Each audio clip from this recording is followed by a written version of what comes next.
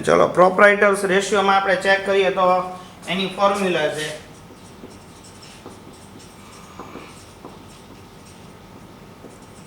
એની નાની એવી ફોર્મ્યુલા છે કે proprietors fund divided by total real asset એટલે કોઈ ફિક્ટિશિયસ એસેટ હોય આપણી તો એ તમારે માઇનસ કરવી પડે. જેમ કે આપણા પ્રિલિમિનરી એક્સપેન્સ એ આપી દીધા હોય કે ડિબેન્ચર ડિસ્કાઉન્ટ કે એવી કોઈ વસ્તુ હોય એ તમારે એમાંથી માઇનસ કરવી પડશે. ઓકે, બાકી બધી વસ્તુ આમ જોઈએ તો તમારી રિયલ એસેટ જ ગણવામાં આવે છે. એટલે કે જે બેલેન્સ શીટ ટોટલ હોય એ તમારો રિયલ એસેટ થઈ જાય. પણ કદાચ કાંઈ અંદર એવું પ્રિલિમિનરી એક્સપેન્સ કે આ તે આપ્યું હોય તો પ્રોપરાઇટર્સ ફંડમાં આપણને બધાને ખબર છે કે પ્રોપરાઇટર ફંડમાં કઈ કઈ વસ્તુઓ આવે તો કે ઇક્વિટી શેર કેપિટલ,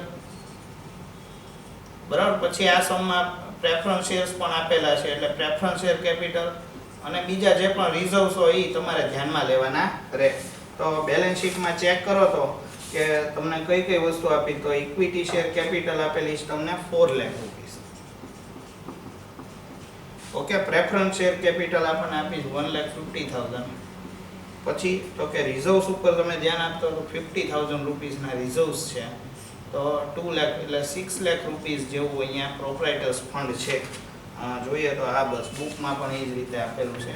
અને રિયલ એસેટમાં ચેક કરવા જાવ તો બેલેન્સ શીટમાં કોઈ પણ તમને પ્રિલિમિનરી એક્સપેન્સ કે ડિબેન્ચર ડિસ્કાઉન્ટ જેવી કોઈ પણ વસ્તુ આપી નથી તો જે પણ બેલેન્સ શીટનો ટોટલ છે એ તમારા માટે શું થઈ જશે? Real asset.